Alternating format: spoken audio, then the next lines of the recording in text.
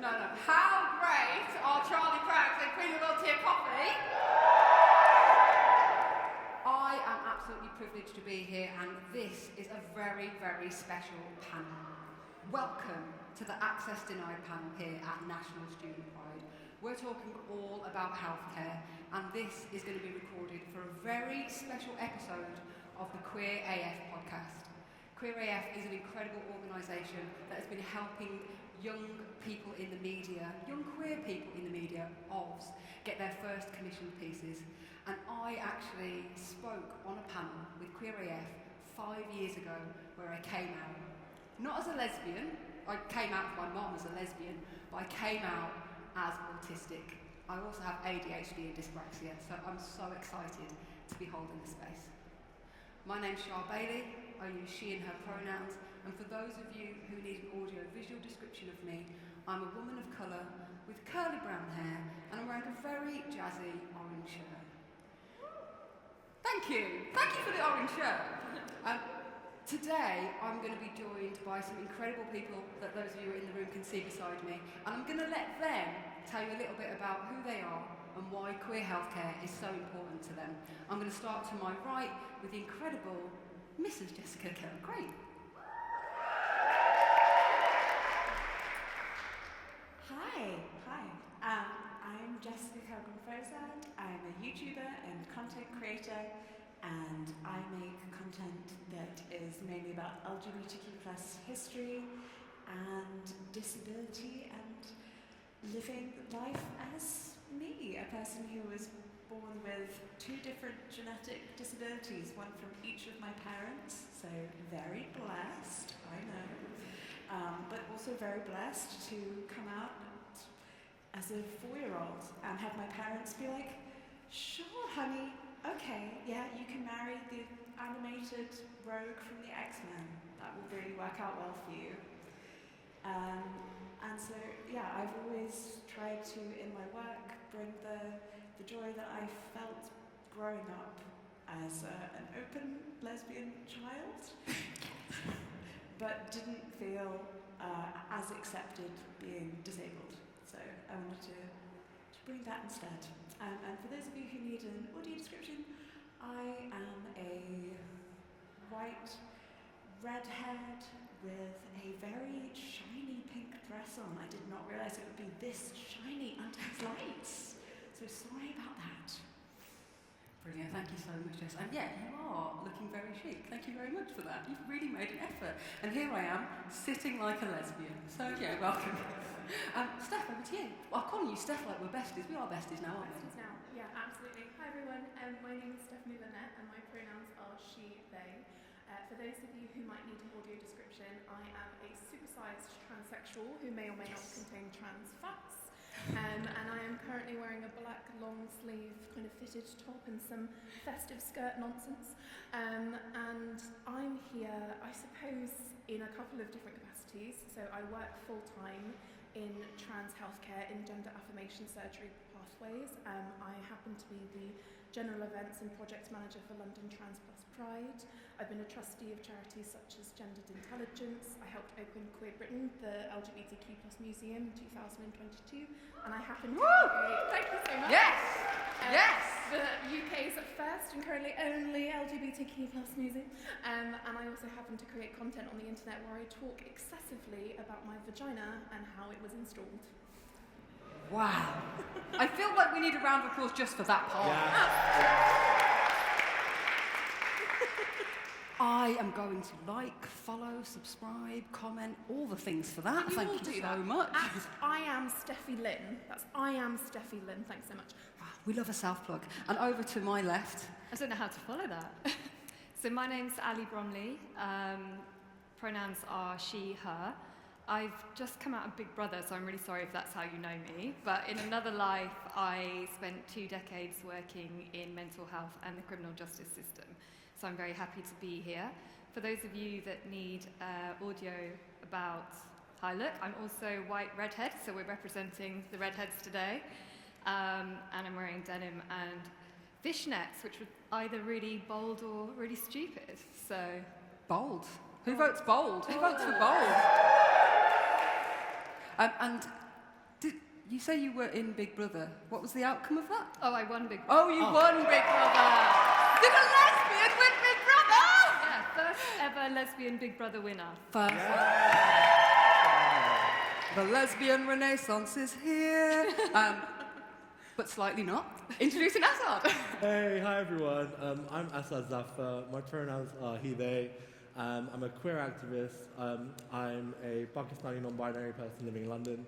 I work for two amazing charities, a charity and a not-for-profit, supporting queer people of colour and queer migrants around the realms of sexual health, wider health and well-being.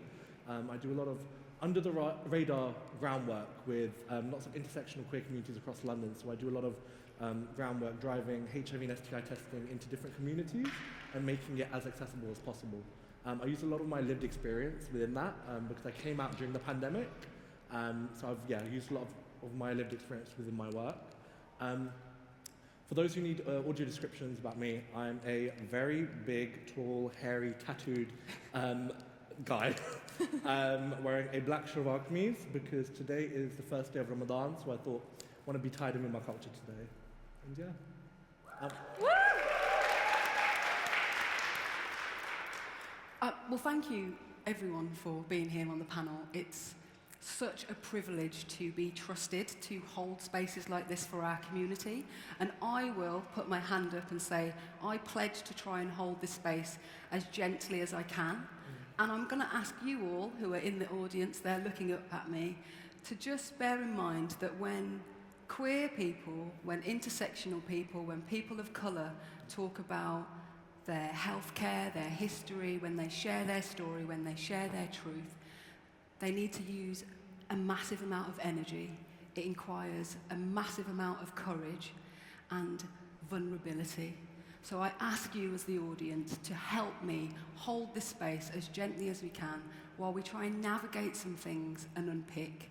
We're absolutely not going to solve all the problems that we have as a community when it comes to healthcare today, but we can listen to each other, we can plant some seeds, and we can be gentle.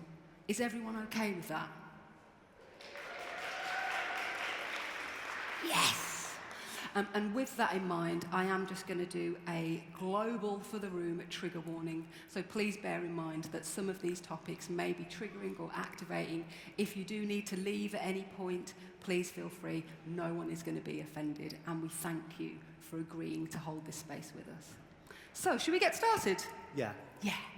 I'm going to start with you, Jessica, my friend from the 1950s who has jumped in a time machine to be here.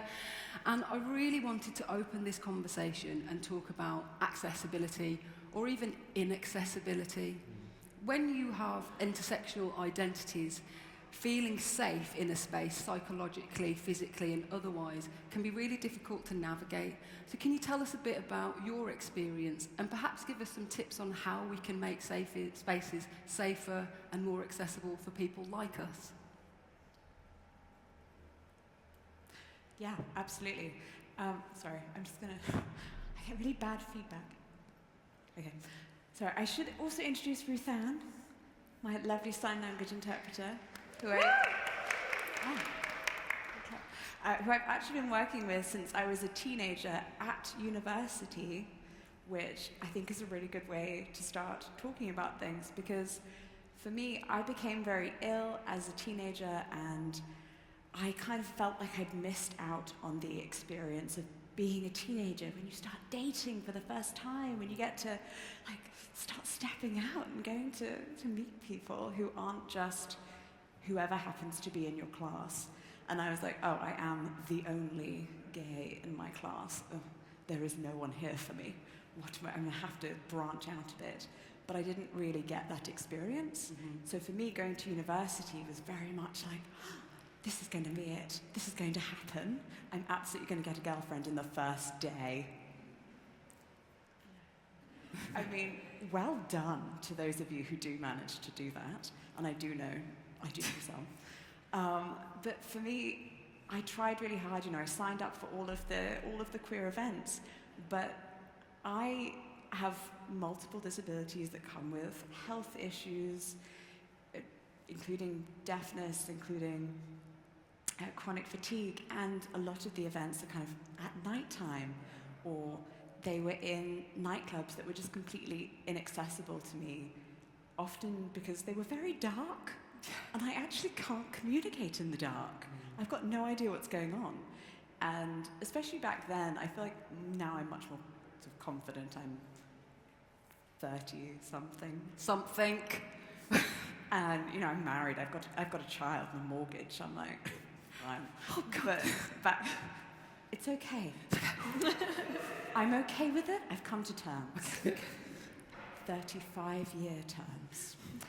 But back then, it was very much like I'm going alone. I'm stepping into this space where there are all these people, and I'm going to have to force them to communicate with me, because a lot of deafness, in my experience of, well, I went to mainstream school and everyone around me is hearing, was I have to force other people to bend to communicate with me, or I have to bend myself to communicate with them. And this was very much like, I am going into this environment and I'm having to like shine my phone into people's faces so that there's light on their face and I understand what they're saying, and I can lip read them and try and work out what's happening. Or I'm feeling very lost and kind of frightened and quite alone with it. So a lot of my experience was feeling very alone until I managed to work out that actually I went to Brighton University and quite a few people were gay. So I didn't need to go to the gay nightclubs. I could go to any daytime event and there would be some gays. I was like, oh yeah, right, okay. So I just started signing up for like daytime events and going there and trying to scope out who might be queer, and then just sitting next to them like, hi. And you've got to try and slide into conversation, like, who's your favorite celebrity crush? Angelina Jolie. Mine is my girlfriend. You got to be like, mine is female. Mine's Ali Bromley. Oh, wow. Should we swap seats? No. I mean, I feel like I should. The wrong redhead. She got the wrong redhead. I'm very happy with the redhead I got, don't worry. Thanks. I am married. It's always a catch, always a catch. I'm not married. Oh! Oh, look at that. It's all coming Look together. at us making this such a safe, accessible space to Ali Bromley. Jessica, I want to say I loved what you said, but that's the wrong word. I really related to what you said about feeling alone, feeling isolated, feeling othered. And I think that when you have a protected characteristic, whether it's a disability, whether it's your race, your gender, that feeling of isolation can be one of the biggest barriers to making friends, finding relationships, just finding yourself. And I wanted to actually come to you, Ali, my 20 years of psychology person. Did you say 20 years? Yeah, I'm old. Wow. So obviously you've got professional experience, but also a lived experience. What can you say about the impact of feeling othered, a lack of accessibility when it comes to being a person with multiple intersectional identities? It's a big question. I think I have to acknowledge as well, like you said, I've straddled kind of two roles because I've been a mental health professional, but I've also been a user of mental health services. So I was under a community mental health team in my 20s. If you did watch Big Brother, then I was quite open about the fact that I'm neurodivergent. But that wasn't diagnosed until a couple of years ago.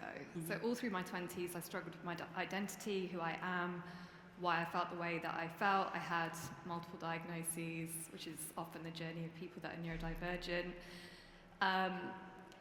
And I know for myself, accessing mental health services, even though I was a professional who knew how to navigate those services, so incredibly anxiety-provoking, how you're received in those spaces can be really mixed. And I say that as a white woman of relative privilege, middle class-ish, quite articulate, you know. Something that I reflected on quite a lot is, if I had that experience, what must it be like for other people, some of the people that are here today?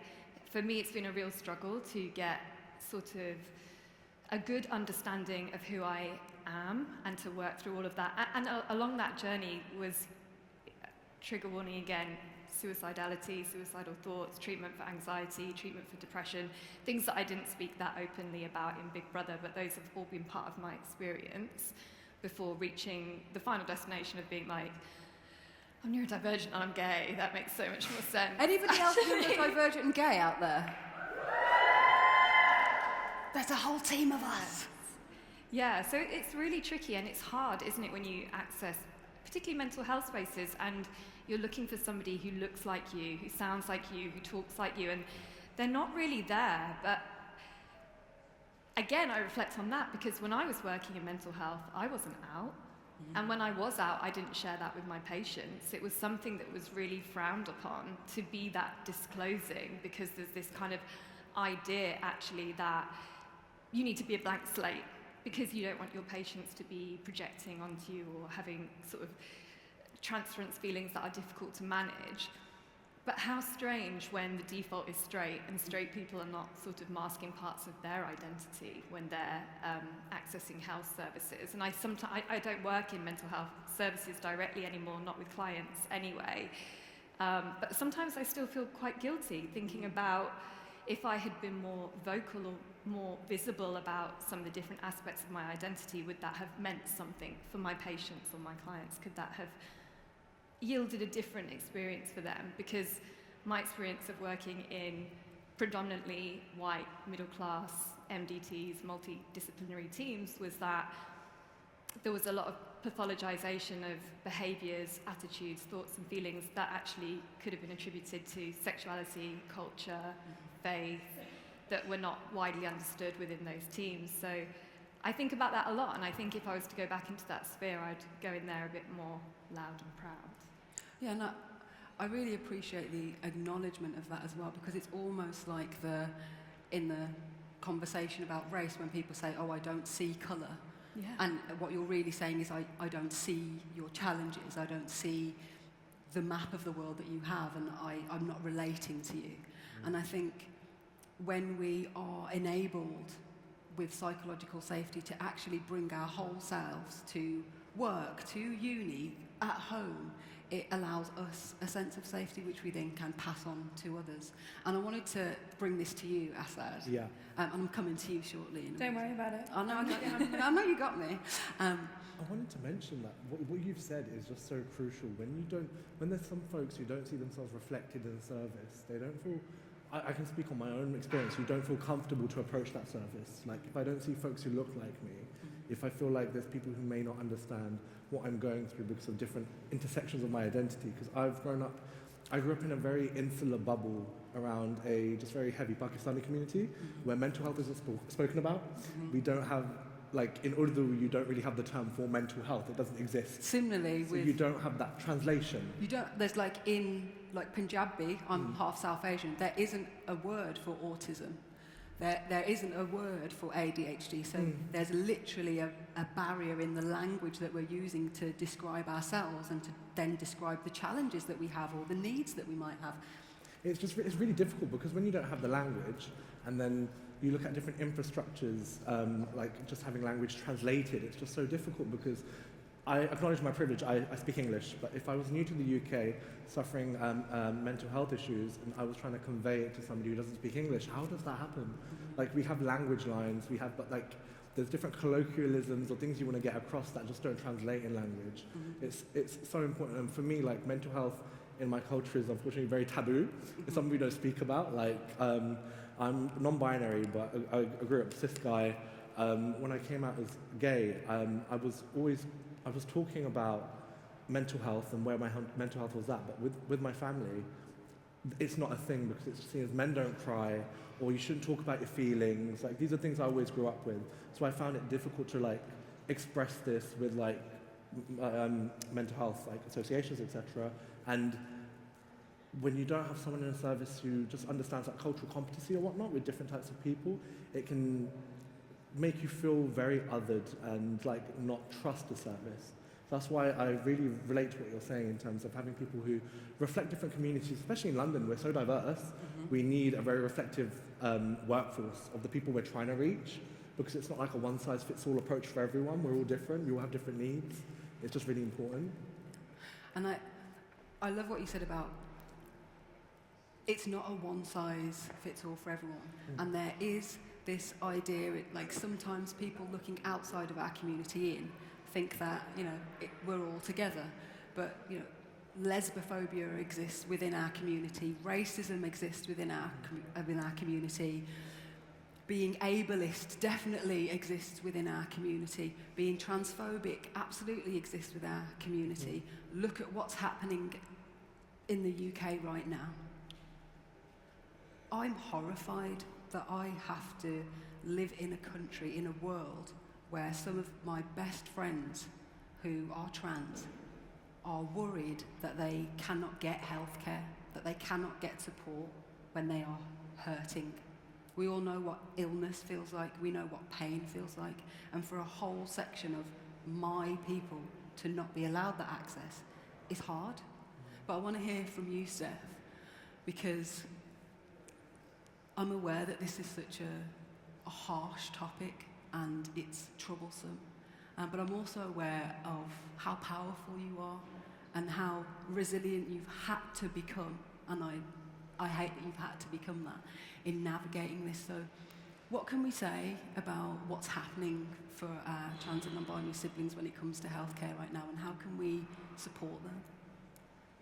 I mean, it's a huge question, and I hate that I've had to become so resilient to it as well. It's important to preface this with my lived experience. I transitioned from the age of 12, which comes with enormous privilege, but also came with its own subsection of challenges. And so in trans healthcare and in queer healthcare, I hold a duality of a perspective from a former trans youth and a current trans healthcare practitioner. And so I think that in terms of what's happening at the moment in trans healthcare, it is a dark time.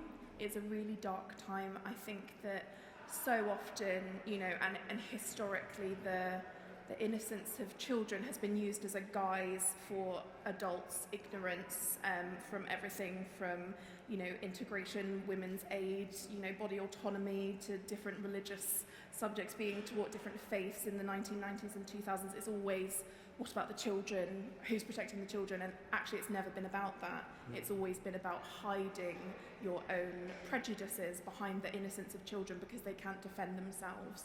And so I think for me, in terms of what's happening, it's hard to hold space for, because I see the positive and the negative, because I work in a very positive space that employs trans people. We happen to be the first, publicly funded NHS trust that offers every single gender-affirming surgery lower pathway. We have award-winning surgeons, we have award-winning team members and things like that. And so you see that positive every single day.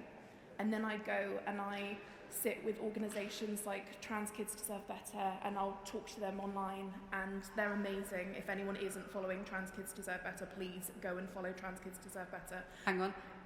Everyone, can you just go and follow Trans Right Kids now. Deserve Better? I'm going to give you like 10 seconds. You can carry on while they're doing that. And so, in holding that space,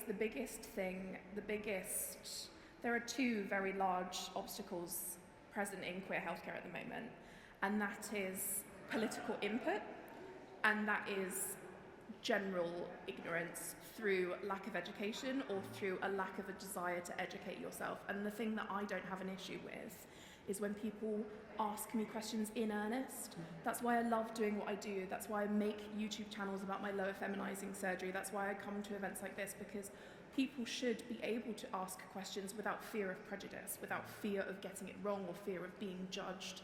But what I don't agree with is decision makers who lack interest to self-educate. There's a certain health minister who recently made some very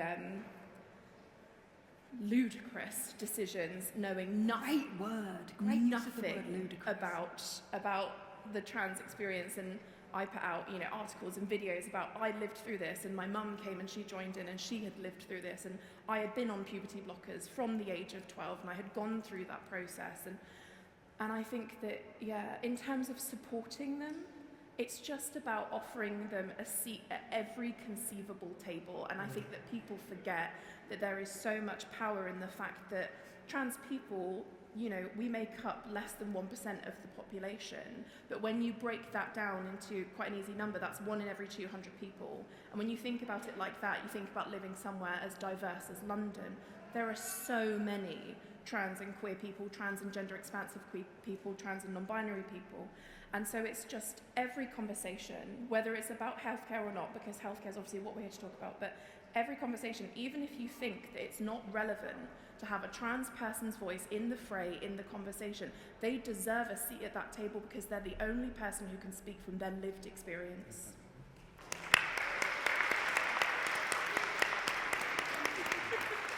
I held your hand like a really bad bisexual then, like I didn't know what to do. I know, like Physical touch. physical touch. It's giving defying gravity. Oh my god, yes, please. Yeah. Wait, see. Holding space. Yay. Just holding Yeah. space. You can absolutely name and shame. It's okay. West Streeting is, everyone say it with me, Awesome. Yes. Thank you so much. Calls will be recorded for training and monitoring purposes. You can complete me. Retweet Steph. But what you mentioned there was, we talked about how difficult this is for not just trans people in our community, but for anybody who cares about trans people, for anybody who cares about anybody who's been othered. So I'm going to come back to you, Ali. What would you say? You've been on a massive journey. You've gone from not being famous to being known, people taking pictures of you, from not being out at work, for being known to be a lesbian. How do we look out for ourselves? What can we do as intersectional people to give ourselves a break from how heavy the world is and pour some love back into us?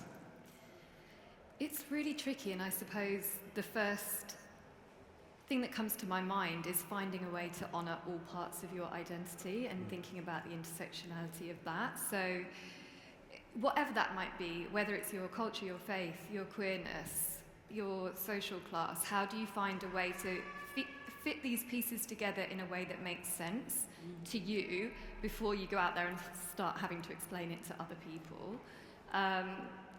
I also think Pride this year is going to be especially important. I think we're going back to the grassroots of Pride, where it can't just be a party, it has to go back to being a protest. Hang on, what's Pride? Pride is a...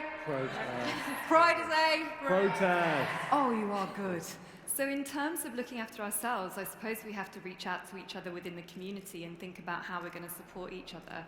Nobody needs support more within the community, probably at the moment, than our trans siblings, that we need to be finding platforms to speak out for and with.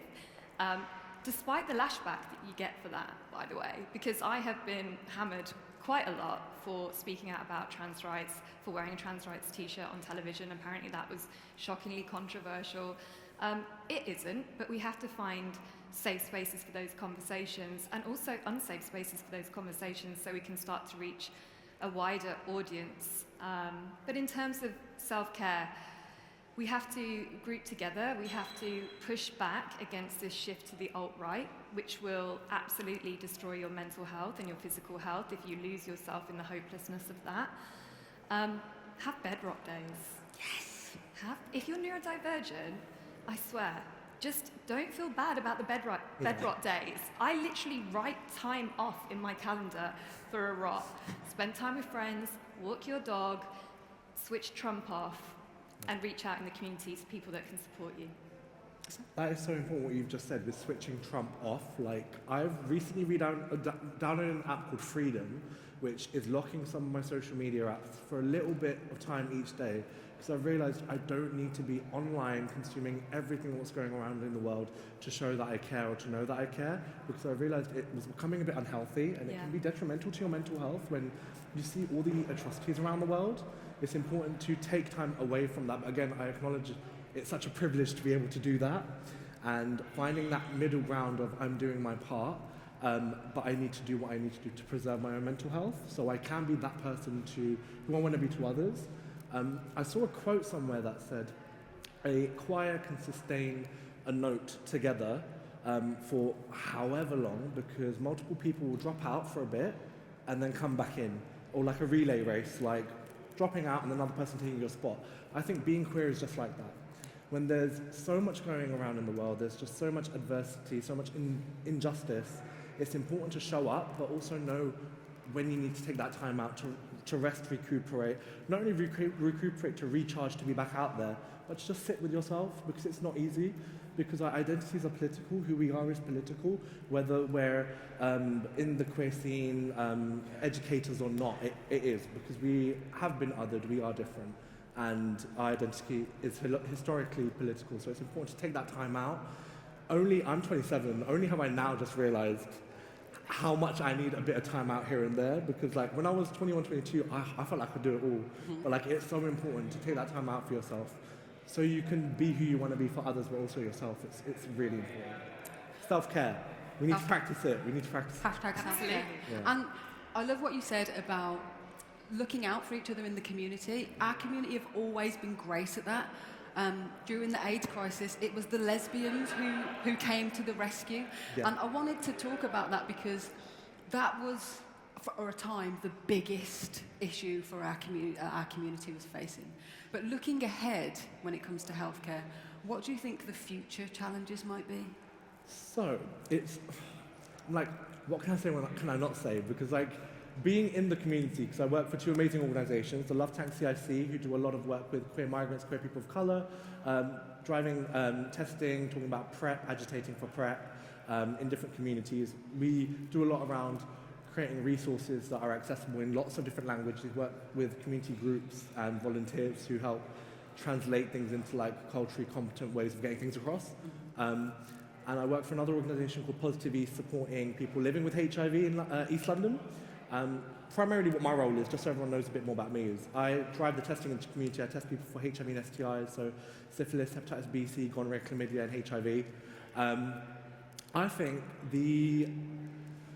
what we need to look forward to, but in the future, is we need more innovation. Like, for example, you've got certain different boroughs who are now commissioning PrEP to be available online, that you can order PrEP to your door. Like, I think we need different ways of doing things, because one thing doesn't work for everyone.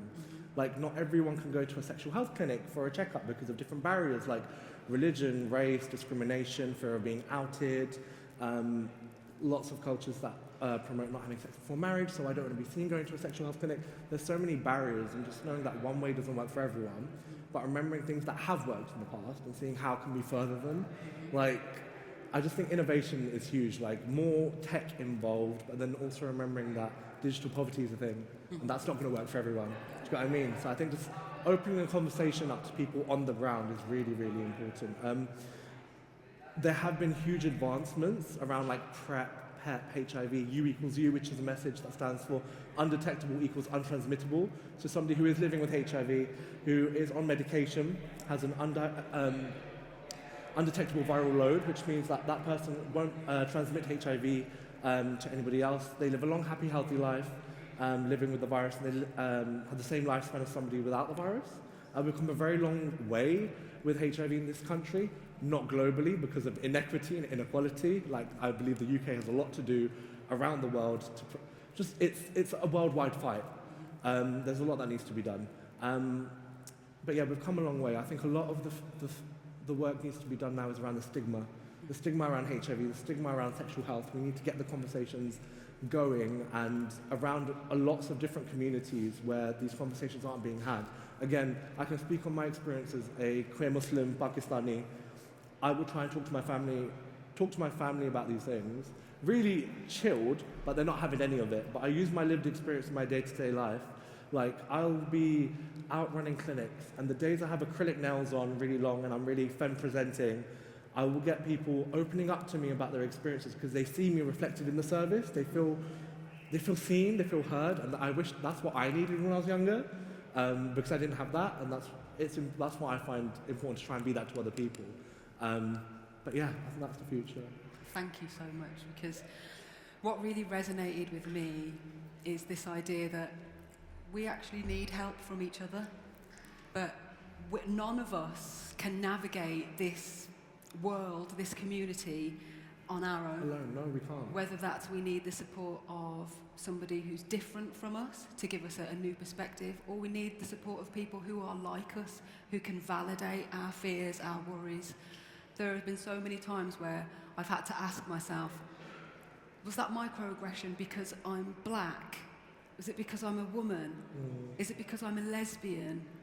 Or is it me because I am neurodivergent? And without community, without people around to sit with us, to hold us, to hear us, like we're doing today, it can be a really lonely existence when you have these intersecting identities. And I wanted to come to you, Jessica. Can I call you Jess? Do you get called Jess? JKG? JK? Okay, Jessica it is. No. Yes. No. Yes. Thank you. It's just Jessica. Just Jessica. Well, just Jessica. Hi. You really Boundary was my I love it. Loved I love it. it. boundaries. love it. Boundaries. put me in my place. One thing that you said earlier, which really sort of struck a light bulb with me, was it was dark, and I can't communicate in the dark. And simple things like that, simple things that others who don't have that challenge wouldn't think about, sometimes are just, because it's not a challenge for us, it's just something we'd never think about. So for those people who are here with us live, or for those who are listening to the podcast, if they're thinking, how do I support my disabled queer friends? What can I do? What does good look like? And I'm going to ask everybody on the panel to answer this so others think about it. What would a simple or an easy thing to put in place be for you? Well, first of all, we've been talking a lot about advocacy and advocating for yourself and for others, and I don't want anyone to ever feel bad or feel that they haven't done enough in the past. I don't want you to look back at a past moment and go, oh God, you know, I didn't advocate for myself in that moment. I was awful. That's a terrible moment of my life. Because advocacy is a skill. It's something that we learn, it's something that we develop and that grows with us, and we really have to practice it. There are so many moments in my life where I look back and I'm like, I would do that so differently now. Now I have the power, now I have the words, now I know exactly what I would do going backwards and say, actually no, you can't say that to me, Mr. Doctor Man. I'm going to say this because what I am feeling and my experience of my symptoms that I'm giving you is correct. You can't tell me what my body is doing. And I think it's the same with our friends in that it's that like, we don't know what we don't know. But I think it's a wonderful thing to have the internet now. As much as we can think, you know, the internet's a terrible place, and in some ways it is, in some ways it is, and it can be awful, but it does give us this wonderful ability to share our own first-person lived experiences. And I think the type of thing where you're like, oh, my friend has just come out as X, and I have 1,000,001 questions, and some of them are a little bit intrusive. I probably shouldn't ask my friend. I'm going to find a person on YouTube or find someone on Instagram who's gone through this and has chosen to make themselves an advocate and has chosen to share the experience and educate. Like, I think it's wonderful when people say, oh, I sent my parents your video about X, so now they understand what I'm going through, because I just couldn't, for the 10th time today, tell them. And because someone else who isn't their daughter said it to them, they now understand it. So I think just educating yourself and not assuming that what you've seen on the internet will be exactly your friend's experience or your loved one's experience, but getting that base knowledge and that base understanding, I think, is really great. And I think it's also important that we include in these conversations the queer people who are sort of tangential to the disability community, the lovers, the spouses, the children, the parents of disabled queer people, because you are also here and these affect you, these issues, and it's really important that you also feel seen and heard as carers, because you guys are also amazing. So thanks, queer carers. Thanks, queer carers. Okay, last couple of minutes. So I'm going to go top line. I'm going to go Steph, Ali, Asad. One piece of advice or help for those who aren't disabled, who aren't queer. How can they support us better? We'll start with you. Invite lived experience to every conversation. That really is kind of the be-all and end-all. They have the foundational knowledge, they have the experience. If you want to make a decision, make change, make a policy, make a law, make a healthcare provider offer something that they're not offering, involve people directly from the communities you're going to be affecting. And I would say just be open to being wrong and accept that experience in a non-defensive and an educational way. Brilliant. I would say I need to be believed and not belittled.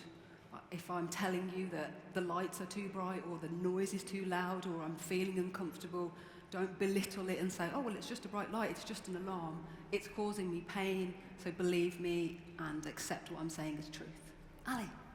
Yeah, I mean, on a similar vein, I guess listen and be open to what you're being told, but also do some work, do some research to think about what you can offer to make other people feel more comfortable. I think often the onus is on us as individuals to be able to advocate perfectly for ourselves, and that's not always possible or easy. So that would be my advice. Perfect. And Asad?